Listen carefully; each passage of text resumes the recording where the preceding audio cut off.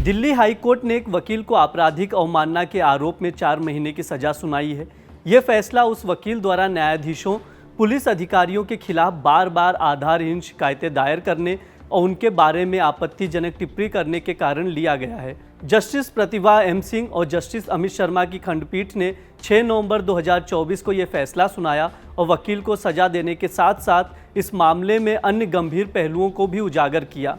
आइए जानते हैं क्या है पूरा मामला। हाईकोर्ट ने पाया कि वकील ने अपने कृत्यों के लिए ना तो कोई पश्चाताप दिखाया, ना ही माफ़ी मांगी। उनके द्वारा न्यायालय, पुलिस और न्यायाधीशों के खिलाफ किए गए आक्षेपों का उद्देश्य स्पष्ट रूप से न्यायपालिका की प्रतिष्ठा को धूमिल करना था। अदालत ने यह भी पाया कि वकील ने 30 से 40 बार अदालत, न्यायाधीशों और पुलिस अधिकारियों के खिलाफ शिकायतें दर्ज की थी, जो कि बिना किसी ठोस आधार की थी। इससे साफ होता है कि वकील का इरादा केवल न्यायालय और इसकी गरिमा को नुकसान पहुंचाना था। हाई कोर्ट ने क्या कुछ कहा वो भी सुन लीजिए। हाई कोर्ट ने अपने आदेश में साफ कहा कि ऐसे तुच्छ और निराधार आरोपों का न्यायिक प्रणाली पर कोई सकारात्मक असर नहीं हो सकता।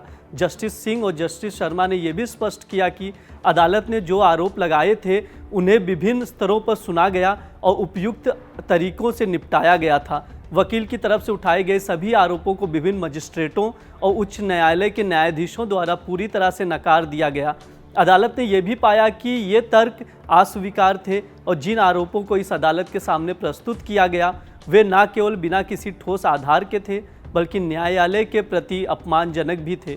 इसके अलावा अदालत ने इस वकील के द्वारा एकल न्यायाधीश के खिलाफ किए गए आरोपों की निंदा की और कहा कि व्यवहार न्यायिक सम्मान और विश्वास के खिलाफ है। कोर्ट ने यह भी कहा कि अदालत का कार्य तुच्छ आरोपों को सिरे से नकारना है और ये सुनिश्चित करना है कि न्यायपालिका की गरिमा बनी रहे। कोर्ट ने आगे कहा कि वकील का आचरण पूरी तरह से अवमानना का था और उसने अपने कृत्यों के लिए कभी कोई पश्चाताप नहीं दिखाया। इसके आधार पर अदालत ने उसे 4 महीने की सजा सुनाई है।